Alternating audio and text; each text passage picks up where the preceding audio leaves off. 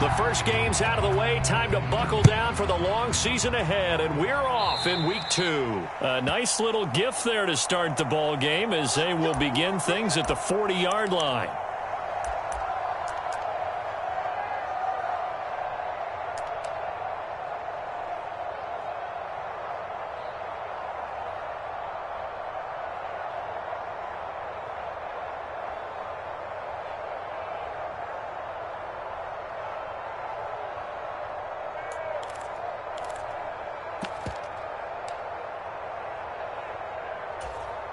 Here we go. I'm good.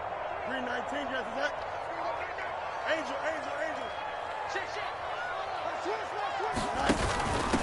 White running to the left.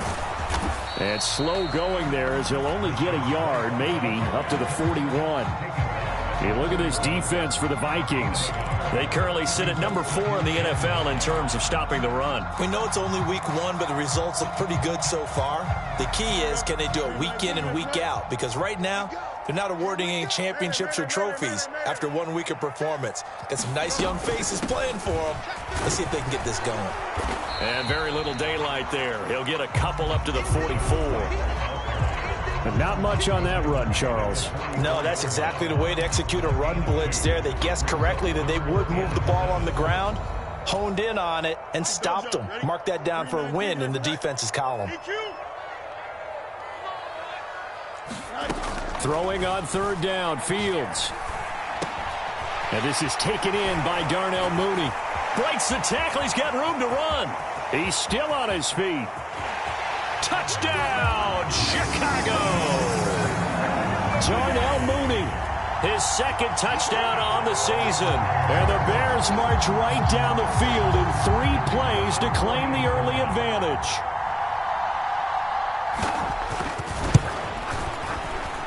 Extra point by Mevis is up and good. And it's now a 7-0 game. After the touchdown, here's the punter Trenton Gill to kick it away.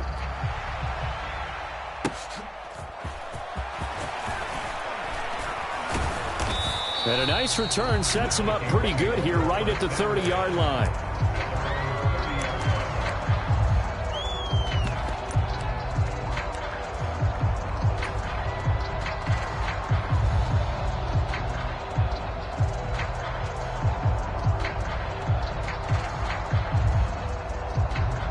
So 1st and 10 now from the 30.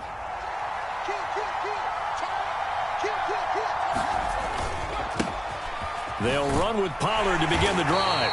And he is going to be stopped cold behind the line of scrimmage. They'll lose a yard there, and it's 2nd and 11. Part of their struggles last week was getting these negative plays on 1st and 2nd down. That's something they have to be wary of as this game continues. 2nd and 11. That's caught by the big tight end, T.J. Hockenson. And they'll get it up just short of the 45 at the 44. He'll get 15 and a Vikings first down. We'll see what kind of mindset they have here offensively after giving up the touchdown on the opening drive. And based on our time with them, prior to this game, I feel like they've got a good mindset going in. In fact, the discussion that we had with the coaching staff was, we may give up some points in this game, so our offense has to be ready each and every time to either equal or try and get us ahead and try and keep us ahead. This is their chance to respond to that first touchdown given up. And he'll go down. The Bears get there for the sack. And Daniil Hunter, he's the one who gets in there and brings him down to the ground. They just gave up a sack there, and if I'm not mistaken, they gave up 4 last week, didn't they? Yes. And just looking really porous, aren't they? They really are, and I'm wondering if they're going to have to start thinking about keeping the tight end in, maybe a back, someone to help assist, because right now, their quarterback's been getting hit a lot in the last couple of games. And this one is incomplete.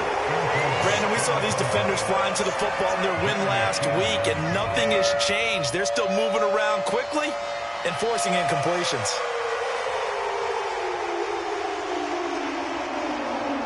An incomplete pass on that last play, and that means they'll need to come up with something here on 3rd down. They're going to look to throw. Oh, that's into a double team, and it's intercepted. Picked off by Jaquan Brisker. And And the Bears are going to have the short field here as they'll take over right at the 50. CD, I know it's just his second year in the league as a quarterback, but that's going to be one when he flips on the tape. He's like, I shouldn't have thrown that ball. No doubt about it, and his coaching staff will be emphatic about he shouldn't have thrown that ball. But remember, second year, as you noted, on-the-job training, so he's got to take this feedback that he's getting, negative or otherwise, and turn it into positives moving forward. And he'll get this into enemy territory, but not by much, as he's down to the 48. Credit him with a 1-yard gain there to make it 2nd and 9. Here we go. 222. Up. Switch up. Hey, 10. Play action. It's Fields. It's a short one here, complete to his tight end. They'll wind up getting 7 on the play, and now 2 yards to go on 3rd down. So much goes into a successful play, doesn't it? How about that play action there, freezing the defense just enough to bring the tight end free downfield for the completion. They'll try to pick this up on the ground with White, and he's got the first before he's brought down at the 39-yard line. The Bears 1-0 on the year following the win in Week 1, and they were able to get that road victory in the opener. Now they look to get to 2-0 in front of the home crowd. And look, any road win in the NFL, that's huge. But when you do it Week 1, that gets you pointed in the right direction and sends notice to the rest of the league that you mean business. On 1st and 10, here's Fields. This is Chase Claypool on the receiving end. And brought down, but not before they're inside the 25. First down for the Bears, a gain of 15.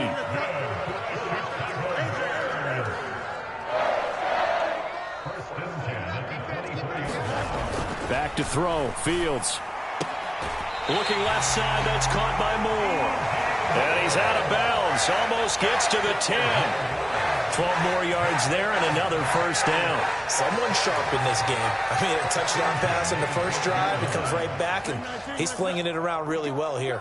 Really nice throw there to pick up the first down. You kind of just feel a laser focus and confidence about him, and I think we saw that this week, didn't we? Talking to him and the coaches, they felt good about his performance coming up. Yeah, I was really impressed with that last practice we saw when they went through 2-minute drill, when they went through all the different situations.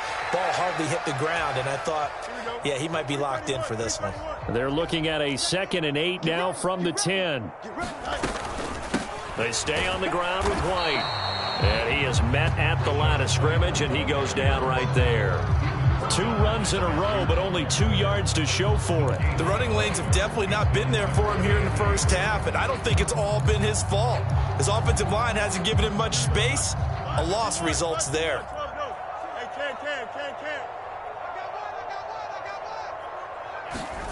From the gun on 3rd down, Fields. Open man, he finds Kmet. Touchdown, Chicago. A great play there. His first touchdown of the new season. And the Bears are off to a 13-0 first quarter lead. Well, this offensive unit, yeah, they were solid in the opening week victory, and now they are looking just as sharp here in week 2. And that's exactly what you want, too, because you want to get better each and every week and really ramp up as the season goes on. I know it's still early in the season and a lot can happen, but this offense, they look like they're going to be fun to watch each and every time out. The Minnesota offense about ready to get this next drive underway.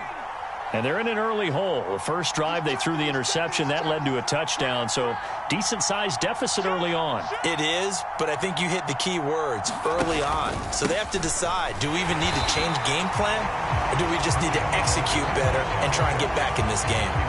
2 yards the loss, 2nd and 12. That's a really alert defense there because they saw the heavy look come in from the offense, countered it with extra linebackers who brought a little bit of speed and heft, and able to really make a big-time play for their defense. Now a quick slant as the throw's complete, and they get him down, but not before he takes it across the 40-yard line. 18 yards on his first catch of the game. It's a first down.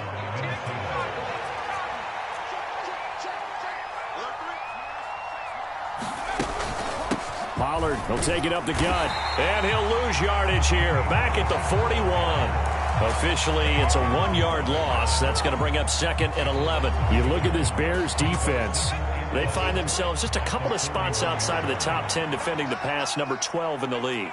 And I think with as good as their coverage is, and they're also excellent tacklers, they try to keep things in front of them and either make the tackle or you have to run out of bounds because there's nowhere to go. They'll let him dink and dunk all day long. They're giving him some different looks here defensively in the early going. He's only hit 2 of his first 5 passes. With a big 3rd down coming up, he's hoping he's got a play dialed up that can take advantage of whatever the defense throws at him. An incomplete pass on that last play, and that means they'll need to come up with something here on 3rd down. Looking to throw. Under pressure, and he'll go down. They'll sack him on what ought to be the final play of this first quarter. Montez Sweat, the man that time to fight in and drop him. The Vikings with the football here to begin the second quarter, as they've got it with a 4th down coming up. They punted 3 times in the loss last week as he sends this one away. Officially, that'll be marked down as just a 28-yard punt, and the Bears take over.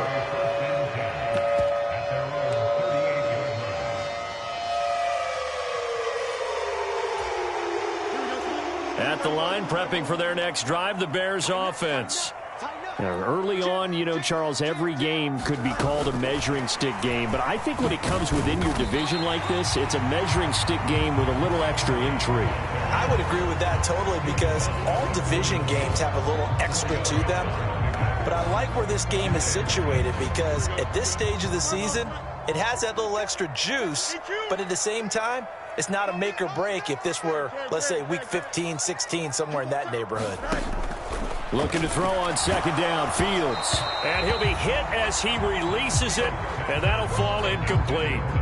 Partner, what we're seeing so far is the defense is certainly coordinated. Both levels doing their jobs in tandem. The back helping the front helping the back. The pressure got home on that last play and forced him to try and throw through contact and short of the sticks.